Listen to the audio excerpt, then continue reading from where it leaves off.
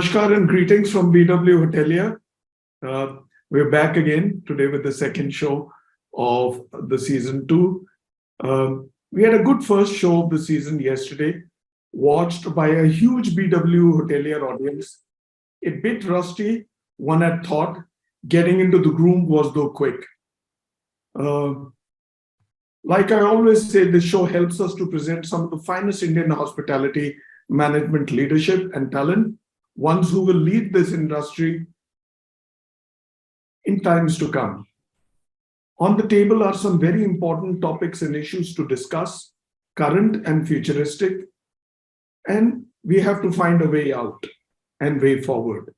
The format of the series is regional, where we cover north, west, south, east, and then we get into the northeast and central region with 2 shows a week, every Thursday and Friday from 4 p.m. to 5 p.m. May I request you to block your schedule, your calendar, and stay tuned. The show will be relayed live on bwhotelier.com and on our social media platforms, YouTube, Instagram, LinkedIn, Twitter, Facebook. Be there, follow us, encourage us to bring you more such gems. And last but not the least, thank you all for all your encouragement and support. For those of you who have missed watching the show live yesterday, don't stress. Those show recordings can be viewed on bwhotelier.com and across our social media platforms that I just listed. It's now time to get on with today's show with a brief introduction to the show topic and speakers. Introduction over. The topic is G20 is not a short-term opportunity. It's here to stay. It's opened another window, a bright window and a good window for our country and industry. Permit me to bring to the show the moderator first up, Shrikant Wakharkar. He needs no introduction though. Shrikant is the Area Vice President North and the General Manager for the Hyatt Regency. Welcome to the show, Shrikant. Thank you so much, Bhuvanesh. It's always a pleasure to be on the show. The pleasure is ours. He shall be leading the show today along with me. He'll be moderating. Next up is a man who hardly needs any introduction. He is all over the media. He is the one who's in the limelight. Nayan Seth, the General Manager for the Taj Palace, New Delhi. Welcome, Nayan. Thank you, Bhuvanesh, and good evening, Shrikant. How are you? Good, thank you. Pleasure. Now the man in the hot seat just across the border from Delhi in Gurgaon, who's just come in from Gandhinagar, Jaideep Anand, who's the Vice President and General Manager for the Leela, Ambience, Gurgaon Hotel and Residences. Jaideep, welcome to the show. Namaskar Bhuvanesh, Namaskar Shrikant, Namaskar Nayan, Namaskar all of us. Rishi Mattu just moved in from from Jaipur into Manesar, who's logging all the way from Srinagar. He's the General Manager for the ITC Grand Bharat. Welcome to the show, Rishi. Thank you. Happy to be here. Just a small request, if somebody can allow me to start my video. All right. And the next one is the gentleman who's moved all the way from Chennai to Jharkhand, Gurgaon. Tarun Seth, who's the General Manager for the Grand Hyatt, Gurgaon. Welcome, Tarun. Thank you, Bhuvanesh. Thank Rishi's you. also back. Thank you so much. Vineet Mishra. He represents the Aerocity today. He heads a very good portfolio. He's the Cluster General Manager for the Pullman Novotel, New Delhi Aerocity, and also heads a whole lot of properties for the Accor Group across the country. Welcome to the show, Vineet. Thank you so much, Bhuvanesh. Very excited and really appreciate this opportunity. And also my junior from school. Yes. All right. So without much ado, let me hand the baton over to my good friend at Hyatt Regency, Shrikant. Shrikant, over to you. Thank you, Bhuvanesh, and good evening to all the panelists as well as all the viewers across the country and perhaps the globe as well. So Bhuvanesh, I would say that you couldn't have chosen an appropriate theme for today's discussion, what with the G20 summit slated to take place in the next 55 days or less. And it's great to have such an eminent panel of people who would be speaking to. So let me start with Nayan. The first question I would request Nayan to answer. The G20 is a great opportunity to showcase India to the world, especially with the personal interest that PM Modi is taking in this. You hosted and managed the big one way back in February, if I'm not mistaken. So why don't you share with us what has been the learning, experience, and takeaways from that big one, which was a prelude to the biggest one? Nayan?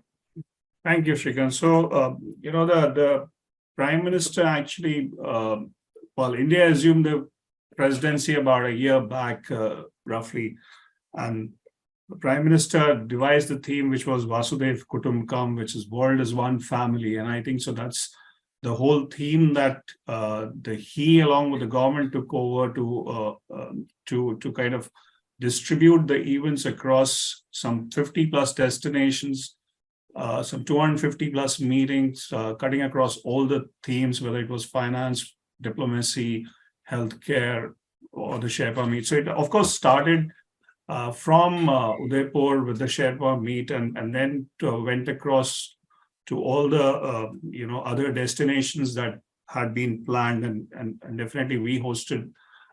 We, along with other hotels, have hosted multiple of such events cutting across the length and breadth of the country. So yes, the February event, actually 1st March, the event happened, which was the foreign ministers meet. And that was quite a high profile meet after the inaugural that happened at Udaipur, which was the Sherpas meet. And while all the foreign ministers had gathered across to kind of take the way forward, how the whole theme will go on, we were part of not only, one of the events that was key events, which was the dinner over here at Taj Palace, and also the meeting that was done by our sister hotel, Taj Mahal, at the Rashtrapati Bhavan, where the meeting happened. So there has been, one is the fact that it is catered to such high profile people, and the foreign minister meet that happened with us was a kind of in continuation with the Raisina dialogue that actually had got multiple foreign ministers, barring aside the G20 countries' foreign ministers, to the hotel. So definitely it was a big one, and to gear up to kind of scale up to that level of delivery, luxury, and the scale itself required a lot of efforts, and to get these multiple delegations, and we all have handled and worked along with of these different countries, and they have their own particular nuances on how security nuances, dietary nuances, and things like that. And to cater to that is itself, so the whole system has to be geared up and just to deliver on that. So there was, it just put in a lot of effort to kind of cater to the individual part of everyone. And so do we look forward to the main summit, which is going to be happening in the month of September. And I'm sure, I think so, we all hoteliers are awaiting a final go-ahead from the Ministry of External Affairs on which country is going to be hosted with us in various hotels. So that's been a big suspense and is playing around, and all the embassies kind of too are bit concerned about the fact that what preparations they should do and the logistical things that they have to put in mind. So those are the various aspects. That the scale itself is huge, and with the I think so. What has it's also done the whole thing of putting the all the meetings spreading across the country and not limiting to the major metros. While the metros may have lost out on a certain opportunity, but it really has geared up the states to a different level of hospitality and delivery, because that was something that was probably not coming so natural to all these states because they've never catered to that level of an event. And that has resulted in a great amount of infrastructure development happening in these states and particular cities where it happened. Now, all those cities are of relevance with regards to our cultural heritage or the business part. And that is where, in a long term, this opportunity which has come our way through the G20 is going to pay dividend. Because from a traditional tourism, if I would only talk about leisure and take it only on the tourism front, there is huge amount of potential in our country from a point of view of just going beyond the Golden Triangle or the land of Maharajas. So it's more evolved traveler which goes across and kind of goes to the northeast or goes down to south. Primarily, the first timers are more restricted to the northern part of the country, and I think so that is going to change a lot because all these visitors who have come across have been to a lot of other places. And of course, in this era of social media and they are all posting pictures back, they are all sending their, experiences, and they have been all exposed to the local culture of the place that they visited. So I think so that would really come a long way. And coupled with the fact that the infrastructure, the state's infrastructure getting developed on that account would throw up more and more business opportunity. And India, the other factor is that there's been a great push on the manufacturing. So that itself with the infrastructure will help in a big way because they are exposed to the places. It's just not about Delhi, Bombay, Bangalore, but it's about other tier 2, tier 3 cities where where the infrastructure is strengthened and the exposure is to these foreign delegates. Thank you, Nayan. It's obvious that the event that took place at your hotel was a kind of a warm-up for the big one. Thank you. I would agree on that. Yeah. So, Jaideep, let me ask you the next one. You moved in recently from Gandhinagar, and you did host a pretty big summit a couple of months back. If I'm not mistaken, it was a finance summit, right? In Gandhinagar. So tell us about the changes in infrastructure and processes, if at all, which you had to undertake at hotel level to kind of comply with what the G20 expected, including training of staff. So, Shrikant, I mean, I was the representative nodal officer for Leela Hotels when we bid. This is about more than a year ago, and I had the privilege of actually understanding full scale from each ministry, whether right from the Sherpa meet in Udaipur, where we co-hosted, to Gandhinagar, which hosted the first 2 or 3 events, which is of a tier 2 city, to Kovalam, where we again hosted the first tourism, secretary level meeting, and then also at for the telecommunications bit and IT bit at Gurgaon. It's what was common. I'll just talk about what was common. What came across common was this the surety of security. That was the first thing that they were mandated. That this is the right from pre-arrival to post-departure, not just the hotel, the infrastructure of the hotel, but also the convention center, the security of the convention center. But right from the airport onwards, how we liaised the transfers, and then to the arrivals, and then how are people escorted, butlers on the floor, butlers for special guests, individual butlers for special guests, security on floor sections in the heart of the house, security passes. I mean, that was initially, we never knew at Gandhinagar we hosted, we had over 600 team members serving 400 guests. And, for each team member, we were asked to have, there were huge security checks right up to their villages, as to who they were they safe enough, should they be there? So that was something that, initially there were a lot of learnings that we all had. We heard them, but I'm not so sure we were ready for it. But, after the first summit, we again huddled after each summit, each of the Leela hotels, which are going to host the next ones and the next ones, we all did a quick huddle and said, listen, this was a learning, do this and do that, so that, another thing that we worked very hard was on the conference setting. These were more or less the same. I mean, but yet because of the very different and and also one other thing that their requirements pre and post the actual meeting were different. So there were outdoor events somewhere else. Somewhere at Kovalam there was something at the beach. At Gandhinagar there was something at the museum, and then on the riverfront, at Gurgaon they showcased a few IT. There was a tour on IT on the IT sector where it exists, the cyber city, cyberspace. So each one had its unique requirements in terms of not just the conference space, but what was around it. Again, they were varying. Some things were constant.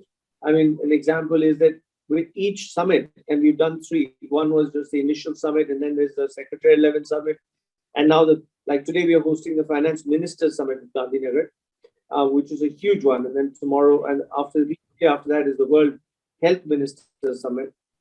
In these summit meetings, then it works like I'm sure all of us have seen the Well of Parliament in England.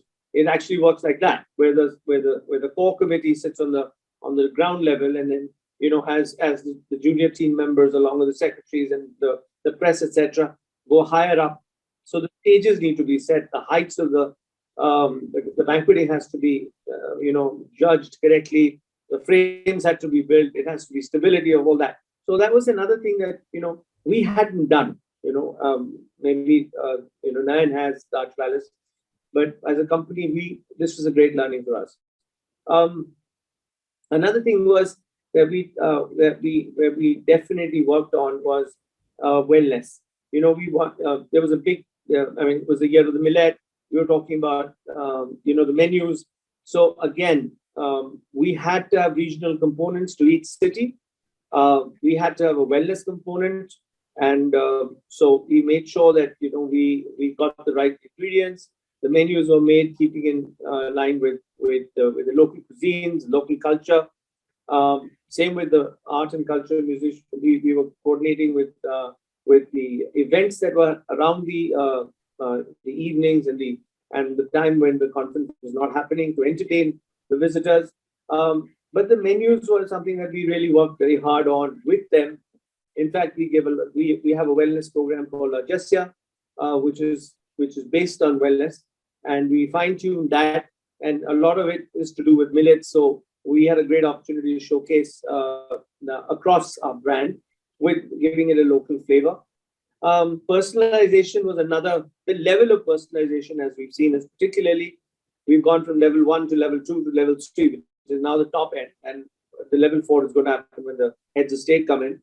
But the level of personalization and the level of personalized service that we render. So it started with just having a lounge, a club lounge. That was enough for the first level. Second level had floor butlers. Third, now we have individual butlers, and I'm sure everybody's doing the same thing. So the level of personalization and the service levels have increased. And again, these are learnings that we've had, and we've had to train people and work to ensure that there is no place for failure. You cannot make a mistake. But yes, it's been a great learning. And these were some of the things that we had to do, not just in one hotel, but across hotels to deliver that. Especially in Gujarat, I'm sure PM Modi's men must be all over the show, considering that it's his home state. Yes. But fortunately at Gandhinagar, I had the privilege of, it's his hotel. It's the government of Gujarat and the government of India's collaboration. So I had done Def Expo before that. I had done Vibrant Gujarat. So I had sort of already run the track a bit. So I'd warmed up already, and I knew that I could not slip. Okay. Thank you. So Rishi, you are based in Manesar, just around outside of Delhi, and you must have got a lot of these wins of the G20. So what do you think is an advantage of being in NCR from a G20 perspective? Yeah. Hi, Shrikant. Thank you. So, as Mr. Jaideep Anand was mentioning, the government of India, what they have done very smartly and very efficiently is that they have chosen lots of cities across the country, across the length and breadth of the country. Delhi serves as a diplomatic hub. So there are numerous embassies, consulates, diplomatic missions, etc., etc. NCR will always have an advantage. The G20 presidency presents a unique opportunity for our travel and tourism industry because it is also a narrative around the inbound tourism. Post the COVID period, we have seen that though inbound has started, but India really needs to market itself in terms of a tourist destinations. And as Mr. Nayan Seth was also mentioning that a lot of them are going to go social. They're going to talk about cities that they visited. They're going to talk about experiences. They're going to talk about Atithi Devo Bhava services that we offer here in the country. There are several diplomats and delegates from the G20 member countries who will continue to attend other meetings. They will go around places, and I'm sure they will have some time to actually go around and visit probably the Golden Triangle or something else. The G20 will also have follow-up events. They will also have forums. And a lot of this is going to be in and around NCR. There is a legacy tourism boost that is expected being the host region. The country's travel tourism is definitely going to grow, and it is no doubt that the NCR region will benefit most. As Mr. Seth was saying that, everybody is actually looking and waiting to see where the heads of states are going to get hosted, where the Sherpa meets are going to get held. I think in terms of this next couple of months, there are going to be a lot of excitement, lots of travel, lots of social media for India, and everything is going to add up and point towards tourism, travel, hospitality, and NCR definitely will take the biggest piece of the pie. Thank you. Let me now go to the second Mr. Seth on the panel, Tarun. You recently hosted the G20 Startup Summit at the Grand Hyatt Gurgaon, taking off from what Rishi was mentioning about NCR. So tell us about what that exposure was, what it did to your business, to your hotel's business, and your team. Do you think this would help your hotel in the future? And if so, how?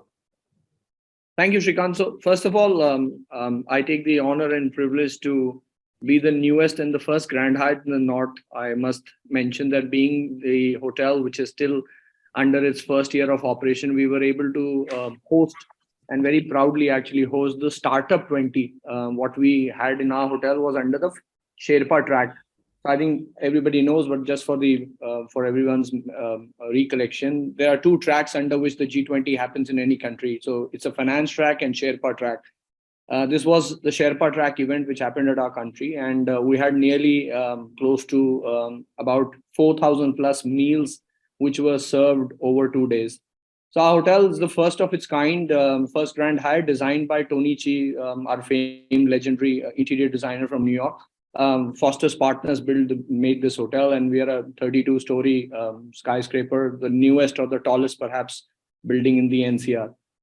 This entire opportunity, which was spread over 2 days, 3rd and the 4th of July, witnessed the Honorable Chief Minister to Honorable Commerce Minister, Mr. Piyush Goyal, to the Governor of the state, as well as Mr. Amitabh Kant, who obviously was here for the inauguration of the event. What the event was all about at our hotel was close to 162 delegates from various countries had come to participate.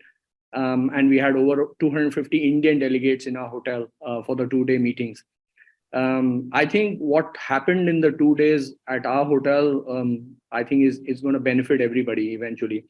The Startups Summit, which happened over here, had most of the entrepreneurs who were present under that roof in our hotel of over 14,000 square feet of banqueting space. I think a lot of has been spoken, and enough and more we don't need to tell everybody, but we are, as hotels collectively in India, we're the torchbearer of the Atithi Devo Bhava, with the torchbearer of the flag of the Atithi Devo Bhava. And a brilliant opportunity that during this time, a lot of emphasis has been put on to the startups and the entrepreneurship. Now, with the people sitting in the room, I could sense, and I was part of the delegate, so I was also attending some of these meetings, and I could see that the amount of investment opportunities which are going to come for India. India's currently the GDP, everybody knows we should be under in next 5 years, perhaps the third or the fourth position we will be able to achieve with the rest of the world facing the struggle. India is still the growth story. We're leading in the green power. We're leading in the fintech. What a proud day today for us that I would like to take an opportunity apart from the Chandrayaan 3. Today, India has also been spoken about for that under the Eiffel Tower, you can use a GPay or a UPI and buy a croissant under an Eiffel Tower. So, fintech services for India are extremely important. I think green energy, which we are talking about, is extremely important. A lot of investment opportunity are coming to India, and I think India is going to lead the world in many opportunities that will happen. We will be obviously known for our infrastructure. There's a lot of development happening, I think. So overall, in general, I look at a brighter side of the hotel and hospitality industry is yet to come. The kind of rates which we see in India are not yet, I think, synonymous to what you see in the rest of the Europe and America. So I think this will open an opportunity to showcase the real metal of hospitality, Shrikant, and I think the future looks extremely bright. Thank you. Let me turn to Vineet now. Vineet, you know that the government of India is doing all it can to showcase this presidency event as something of a global and a mega scale. What, in your opinion, can they do more? And secondly, how do you think going forward we can sustain the momentum even after the summit is concluded post-September for our international guests and audience? I think, Shrikant, that's an excellent question. I mean, what happens after September? But before I get on there, first of all, I think I really admire on how it all started, it got executed, and how we were also, as hoteliers and hospitality arms, educated about it. Almost about 15 months ago, actually, if I remember correctly, we were all called in, and it wasn't just one particular company, but I think all international and national hospitality companies, tour operators, airline partners were actually called in for a few sessions to educate us about what's coming our way, how important it is, including the fact that how it's been done in previous setups, different countries, and how we must all surpass this. I think that activated and excited us all, and we can see results coming through our way in various parts of the country, and just not like Nayan also mentioned, just not in metro cities. So far the journey's been great. We've been seeing a lot of movement coming through at every possible level in every possible city. Aerocity, where I sit, family is a hospitality hub, 3,600 rooms here, more or less in just this complex, and more coming. So it itself has a lot of self-sufficient setup, but in terms of delegations in the past, we've always been more towards central Delhi just to speak about it. But with this entire delegation and head of states coming from various different parts of the world, Aerocity will now, hopefully in September, be hosting for the first time several head of states which haven't used our facility for a stay purpose. To this, again, the government has actually been coming across, guiding us, educating us on what is expected from our point, and also opening this as a possible hospitality hub and an accommodation for meetings and events in the future. Now, what happens after September? I think this itself has given us a fair amount of limelight.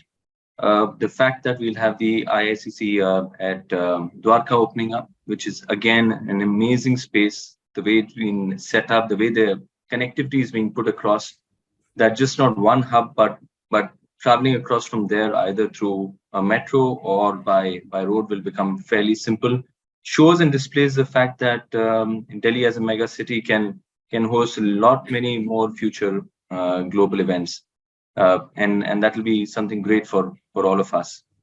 Along with this, yes, we should not forget that close to about 57,000 rooms are being added in all categories across the country.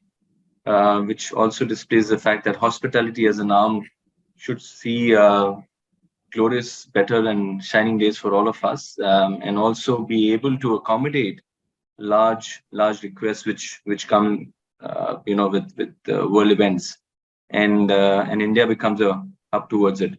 And this cannot be done without better roads or better airports. And that story is again very much in front of all of us, and it's been spoken about. Almost close to 60,000 kilometers of road is being and connectivity is coming through.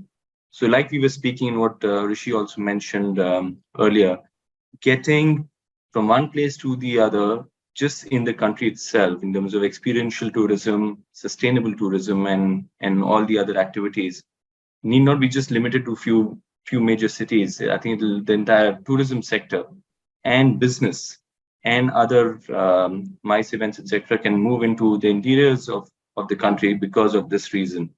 And the airline and the airport story is also very, very encouraging for all of us. I mean, just think 50 airports in 2000.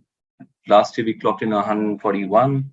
And by 27, we'll have 220 airports. So it just shows on how we're moving in terms of pure future from the government point of view as well. And if I'm not mistaken, they're also putting in a fair amount of funds to start promoting India as a MICE destination, which shows that ultimately we want a lot many more travelers into our country and be able to showcase that. So very excited, right in the center of the hospitality hub as well. And I think good days ahead for all of us. Yeah, infrastructure seems to be really moving at a very, very rapid pace, which augurs well for the future. Thank you. So before, let me just also step in over here with one that I'll spin at Shrikant. Yeah. Let's take advantage of the large portfolio that he handles and lords over. So tell me, Shrikant,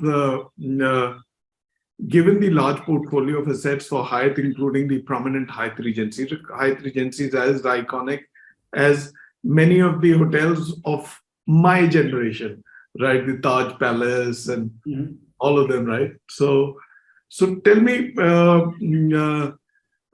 what is your view and feel of how the G20 has unfurled for India, its after effects, and what it entails for our country and industry? Okay, so I would say that, the 250 odd smaller summits that actually are a part of the lead up to the main summit exposed so many destinations to the global audience. I will give you an example of the Run of Kutch. In February, there was a summit of foreign secretaries, if I'm not mistaken, which took place at the Run of Kutch, and Hyatt did the entire setup in the middle of the desert there, including air-conditioned tents. We flew in chefs from all over the countries. There were 10 general managers who were overseeing the entire operation. And all the delegates were absolutely fascinated by the destination. They did not know that such a great destination with a lot of tourism potential existed in the country. And they swore to come back, for just for the sake of tourism for a holiday. So that was one. So then we had one summit which took place in Cochin in Kerala. Of course, Kerala is a very well-known destination, but it also kind of, gave us an opportunity to expose the Grand Hyatt, which is a very prominent convention hotel. And otherwise, people used to always think that Kerala is just a pure leisure destination. But this actually opened the eyes of the people who were attending the summit that yes, Kerala can also do a large-scale event of an international stature. Then Tarun mentioned about his hotel, which hosted a great event about a fortnight or 3 weeks back. And as we speak, at the Hyatt Regency Gurgaon in Manesar, there is a G20 meet on cybersecurity. In fact, I was there yesterday, and Amit Shah had flown in there in a chopper to kind of inaugurate the summit there. So what's happening is hitherto unknown destinations are now getting global exposure, and that's something, there's something happening in Rishikesh, there's something happening in Assam. So there are so many states are getting great and invaluable exposure, and we are actually establishing these destinations in the eyes of the world. Otherwise, it was basically Bombay, Delhi, Agra, Kerala, etc. But right now, because of these 250 odd meetings that are taking place, a lot of destinations are getting the exposure that they really deserve to get. And so that is something which I think is a very, very big takeaway from these summits which are taking place to the lead up to the main summit. So that's, that's amazing. I mean, like you said, the hitherto location, which hadn't ever been able to come near to hosting something like this, have got the Yeah. exposure. So this also opens up. Of course, we're in a world which is shrinking in the sense everybody can see. YouTubers have taken over where TV channels were. So the communication on WhatsApp across mediums has become so much. So it all augurs well. So while we have two Seths over here, right, we also have one Kashmiri gentleman over here who's logged in from Kashmir, and I've logged in from Mumbai. So we're all the virtual space. So everybody's coming in. And you see, this industry needs a lot of focus. And that really is the purpose of the GM series, right? The GM show series, where the general managers come out and discuss things which are watched by their followers. All right, back to you, Shrikant. Thank you so much. Okay, so let me turn back to Nayan. Nayan, the G20 summit actually saw us, or we witnessed a lot of participation of the public sector and the private sector working together in harmony, okay, towards a common goal. Okay, can you talk a little about what that role has been and how can it be further strengthened, going forward? First and foremost, I think the whole thing of the G20, it's pretty much a government event. While there can be various tracks and various themes, it's primarily driven by the government. And the interesting part is we're sitting on the screen at the moment, let me use that term, are private players. So starting from the hospitality, with all due respect to the government arm of hospitality, I'm sorry, but that's not what is happening. And the opportunities that has been given across to the private players have been immense. I think so. This also came in as a sort of a giveaway from the government for what the industry actually suffered in the COVID period. So from there to what we can achieve and what we can get as private players in hospitality, that's one part of it. Obviously, the logistics is another thing that of this scale cannot be handled by any one player. So it's multiple players who are going to be handling logistics. Thirdly, all these events that are being curated, you may have a government arm behind it, but are being done by different EMCs in different states, which are again private player. Then go in for all the immersive experiences like let's just take an example of the cultural, all done by ICCR dominantly, which is a government body under the aegis of Ministry of External Affairs. But they have actually been engaging with artists, dancers, whatever, and the performers, and showcasing the Indian culture and dance dance forms and so on and so forth to the foreign delegates coming in.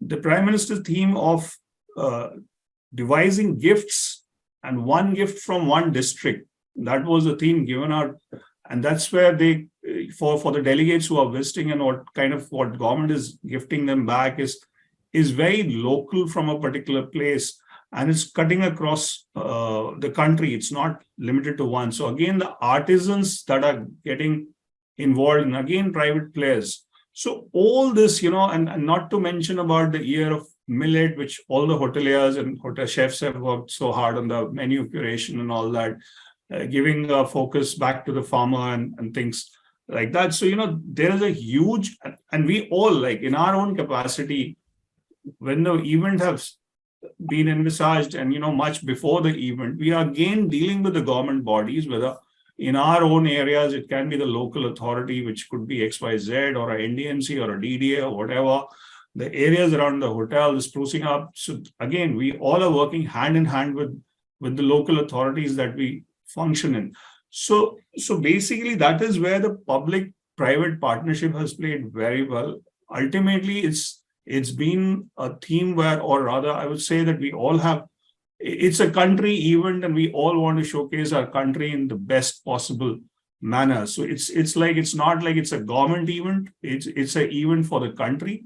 It's getting some delegates. While we may say it's a G20, but I think so it'll be approximately 40 head of the states who are going to be coming in. There were almost like 40 foreign ministers who were there that time. It's because there are the G20 members, and then there are the invitees. So, and every country which hosts it can get the invitees, and then many of these members are not going to be the members of the G20, but they are the invitees. So that is what we are showcasing to the top 40 or the very or with whom the country has very close ties, or whether they're business or diplomatic. That's what we are showcasing, and we have come together as one. It's not a government event, but a country event that we showcase our own nation for various aspects, whether it's leisure, tourism, business, finance, everything. So it is important for both the private and the public sector to work in tandem and in harmony to make sure that going forward, India looks good on the whole. Absolutely. So while we all understand it'll play a huge role in the leisure coming in and the foreign tourists coming in, but it'll be also with the business that is going to go on. Like, I was talking about it earlier. As I speak, I have been having a summit that is YIA Summit, which is again part of the one of the tracks of the G20, which is happening, which is the young entrepreneurs. And it's a pretty large convention and kind of things that they are showcasing over here. So it's phenomenal. So, and again, the focus back on the manufacturing, showcasing the soft power of India, which is the cultural part. So all that tail together, there will be a lot of people who are going to be coming in. There'll be a lot of investment coming in. And even if the investment happens on the business front, the hotels are bound to benefit of it. The airlines are bound to benefit of it, because we're going to be the first one to benefit, and also, sadly, the first one to lose out in adversary. Yeah. Okay. Thank you.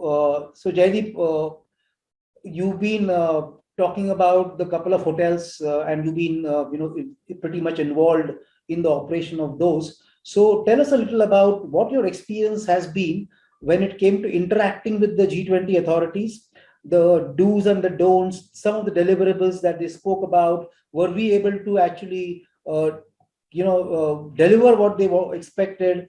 How was it interfacing with them on a regular basis, from that perspective? Yeah, so I just want to add a few things that in the last few months, I've also been traveling, and two things that were very interesting. And one thing I must, mention that for the G20, summit for startups, this was the first startup summit introduced. This summit was introduced at G20 India. It's never been introduced. So Hyatt is part of history, because G20 has never had a startup summit vertical. So interesting. And another thing that I wanted to mention was I was in my home state, Uttarakhand, about 2 weeks ago, and the route from Rishikesh airport, the airport itself, and the sprucing up, the road, the infrastructure, right up to going into Rishikesh, and how they organized it, even how they set up the existing old infrastructure was completely given a complete spit and polish. It was amazing how each small town were all reverberating and talking about G20. Even the common man on the road was talking about, "Arey saab, Pahad pe itna bada summit ho raha hai." So it was, the people of Uttarakhand, which is a small town. I come from Dehradun, so it's a small city. To have, whether it's Uttarakhand or a small city like Kovalam, of course, is a tourist state, but even Hampi, I was just talking to, and then when the initial chats were happening, they talked about Varanasi, and they've had an event there. And the preparation that went into a small town like Varanasi, which has very limited infrastructure, was phenomenal.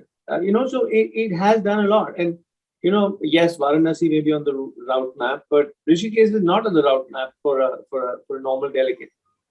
So yes, it has exposed India and the cities of India and the varied cuisines of India to lots of people in the world.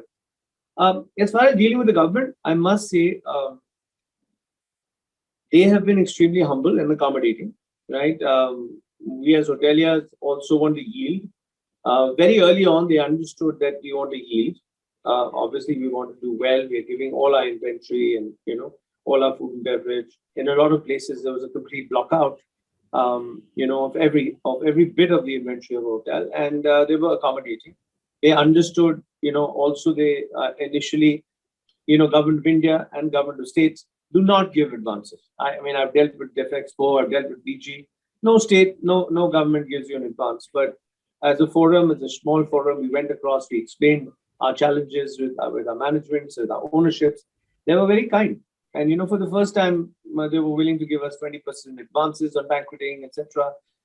They understood that, we needed time to set up, because they did not have experience that, we were not used to, and we needed more time. So our ballroom capacities, our hotels had to be, given a day in advance, 2 days in advance, particularly our ballrooms, and a day later for the dismantling.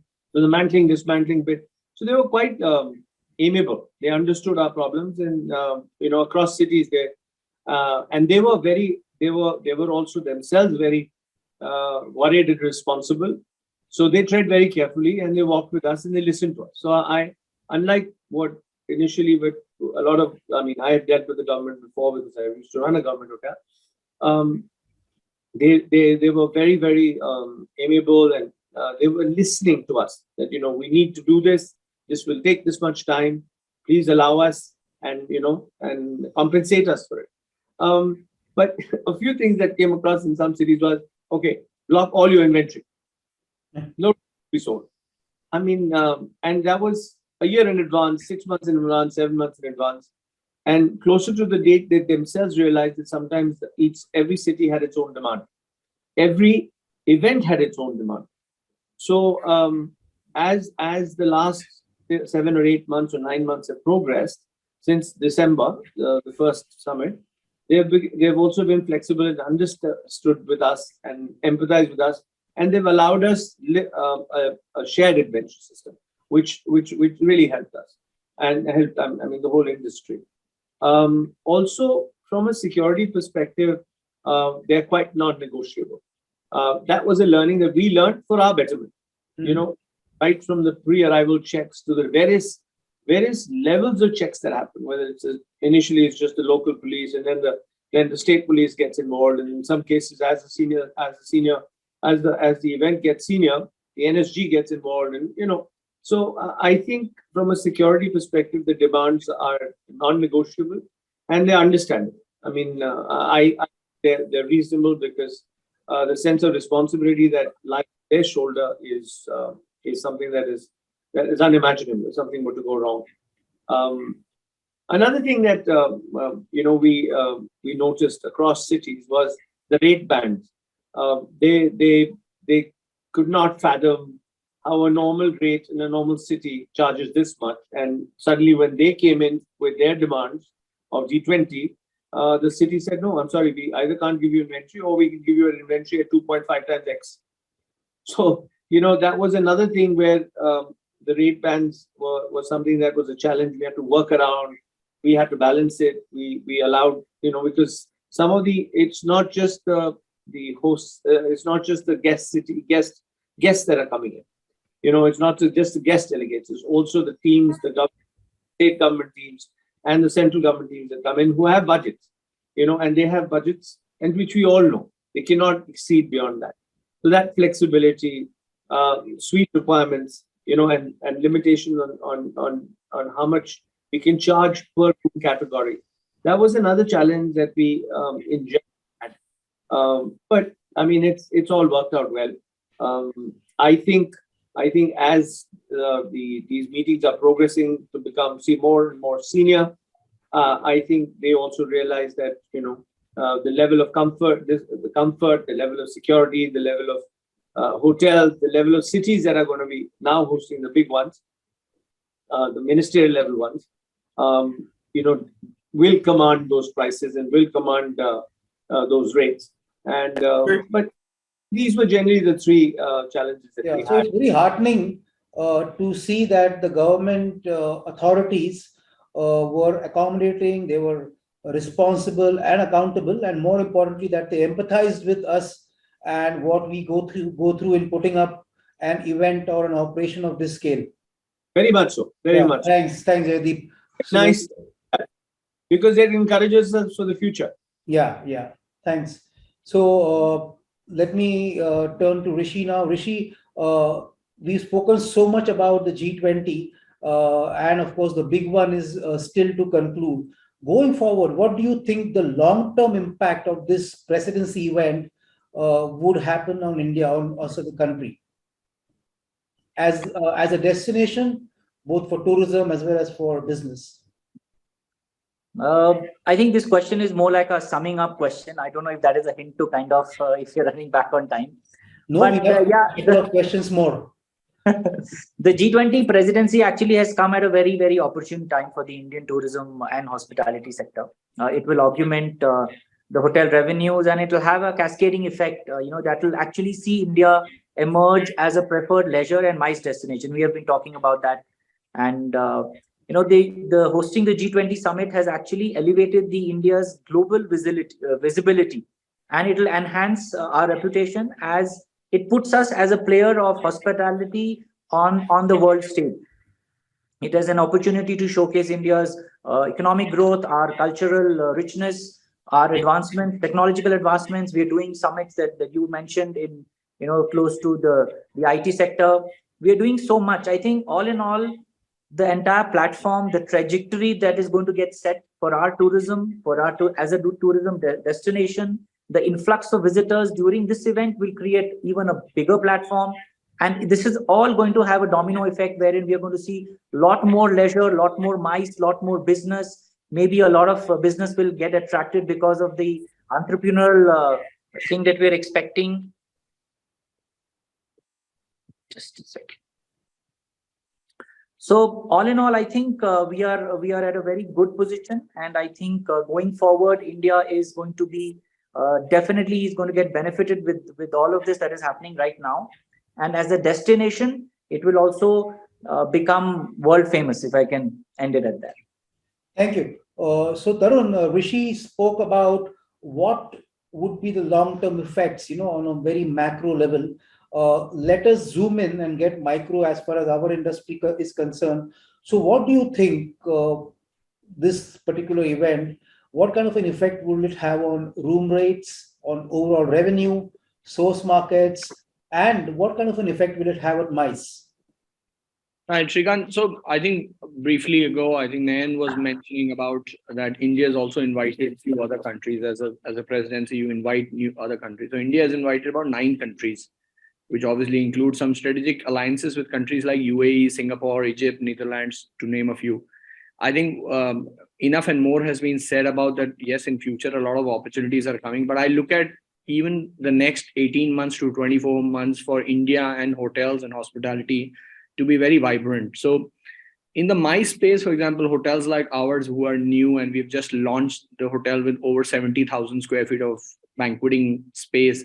And in just about an year and a half, we'll be adding another 50,000 square feet of space. So about 120,000 of square feet, large hotel in the NCR with so much of MICE space. I think it was done not keeping in mind that this is about to unveil in such a positive manner for us. But imagine the amount of meetings which have taken place with the delegates from various countries. And there have been small meetings after that, which has taken place in perhaps smaller meeting rooms and boardrooms about investment opportunities. It just shows that India is very strategically looking at allowing people to come and invest in India. When you obviously invest in India due to the infrastructure story that we have. For example, in Gurgaon, we currently are the ones who are going to be part of the highway, which is going to be connecting Delhi, Gurgaon to Mumbai in less than 10-12 hours. So I think that's the kind of development we're talking about. So when this development happens, possibility of doing larger MICE events becomes extremely important. Also, India, while we are for the world the torchbearer of the Atithi Devo Bhava, I say that once again because Indian famed hospitality is synonymous to no one else. I mean, what we do, it's unmatched.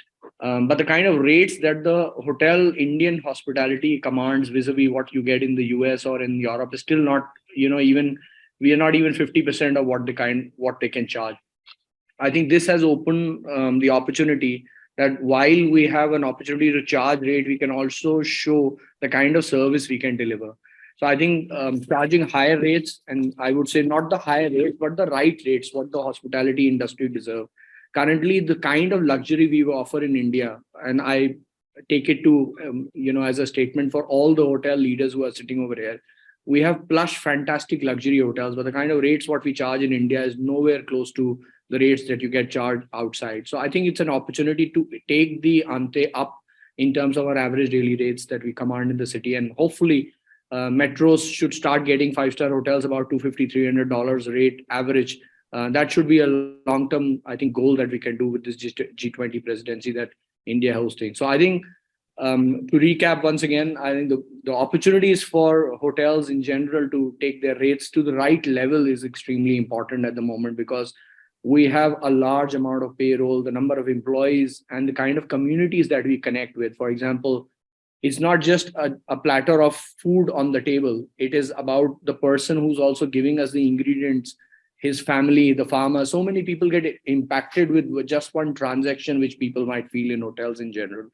I think it's high time India's economic growth and story is also connected pretty much, I think, with the tourism influx and the right amount of money that we charge. So the rate correction itself would have a kind of a spin-off effect on overall revenue, source markets, etc., etc. Good one. Thank you, Tarun. Shrikant, if you were to see the kind of dollars that we guys are charging as compared to what's happening internationally. Oh, yeah. All right. So I think, not even 50%. I think we're underplaying it all. Absolutely. The aspiration, right? If your aspirations are pitched with lower rates, right, you're actually lowering the entire esteem of the country. So there's way to go. Yeah. Okay, so I think we have the last question that goes to Vineet. Vineet, when it comes to investment in upgradation of security, apparatus, technology, amenities, where do you think there is scope or an opportunity to invest money into these elements going forward? Sure. So, Shrikant, to start with, for us, with Aqua Hotels in India and Pullman, New Delhi being no exception, we are fairly focused on safety and security of our guests, the asset, and of course the artists who are here. So we actually leave no stone unturned as far as security measures are concerned, which are, and we are very often actually go over and above than what is actually required. Of course, with every year passing, there's better technology available. There are better, and simpler devices and softwares, etc., which are coming in. So just tying back to the G20 part of it, I think in the past few months, we've had a lot of checks, surprise checks, balances, etc., to check on the hotel's readiness to host such high-profile events. And along with this, the government was also authorities were very nice to put on specifics, very senior officers to tell us what could be done better, how else we can be more efficient towards it, and work things out for more efficiency. And Aerocity itself is a fairly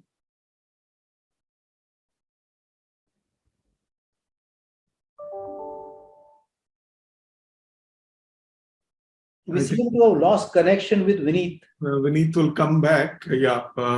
Shrikant, back to you. So, yeah, I think he's frozen. So, happens, even Hercules dropped it. So, oh, yeah. All right. I think we are good with time, Bhuvanesh. We're very good with time. So, Shrikant, G20 has been, I mean, even before the G20 was announced over here, the good signs for the industry were already there. The domestic tourists had lifted us to where we always wanted to be, but we didn't know. If somebody would have asked you a year and a half ago, we didn't have too many answers. Yeah. But the comeback for our industry, touch wood, I've got wood here on the table, right, has been phenomenal, right? Across parameters, right? People are going out to eat, domestic travelers are traveling, My only worry is that the domestic traveler may start going outside, but so be it. More people will start traveling. We are, after all, 140 billion of us.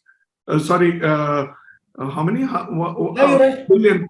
A billion and 140 crores. right. So we have a whole lot of them and a very strong middle class and a happening middle class. So the G20 has opened this opportunity to us. And if I was to use the term, the Indian government, the Indian industry, and India has tasted blood that we can execute such large events, right? And if I know the Prime Minister and I know this current government of India, they are not going to stop with this, right? They are going to bring in a lot more. Welcome back, Vineet. Sorry, do you want to complete what you were saying? Oh, I'm so sorry. No, that's fine. So basically what I was trying to get to is that while hotels are fairly well equipped with the technology available, in the future, I think what is important for us is seamless travel. Just to give you an example of the fact that we have Digi Yatra at airports, I'm very, very keen that at some point of time this starts coming across and becoming a part of our seamless travel, where a guest actually walks in, doesn't really have to pull out anything in terms of either payment or recognition for that matter, and enjoy our beautiful Indian hospitality and make it even simpler, better, and more smiling than trying to pull out papers and documents. True.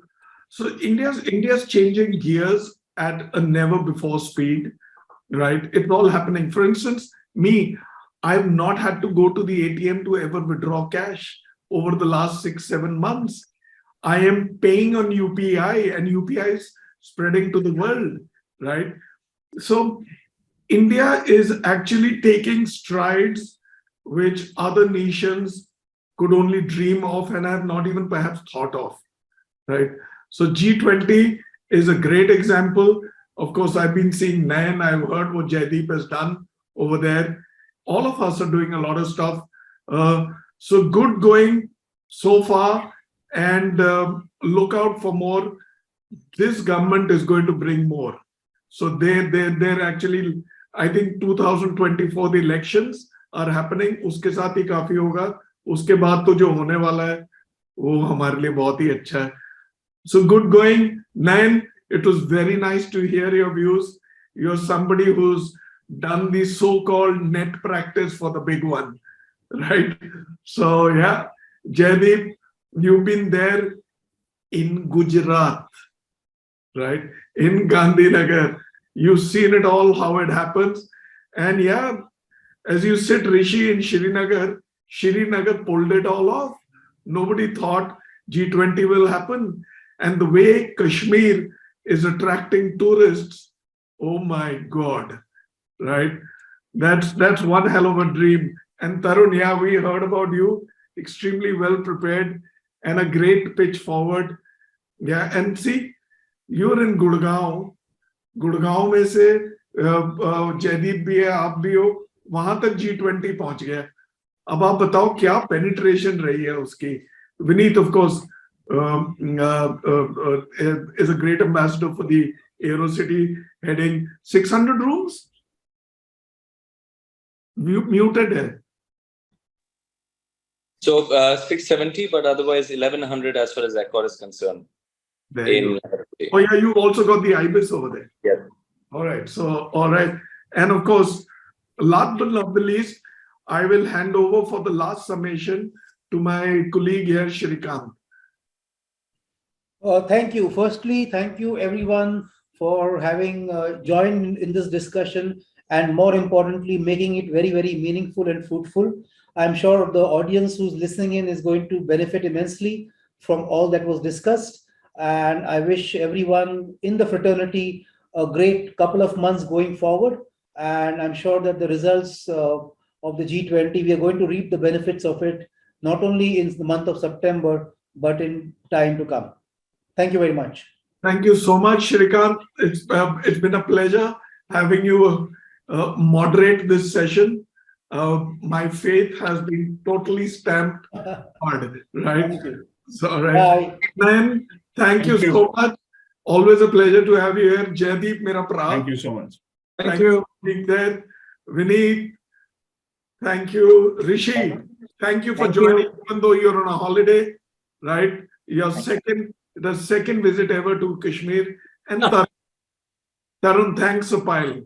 Thank you again. Bye. Now, before I close, be back next Thursday, Friday. We will have back-to-back shows Thursday and Friday in the West, Mumbai.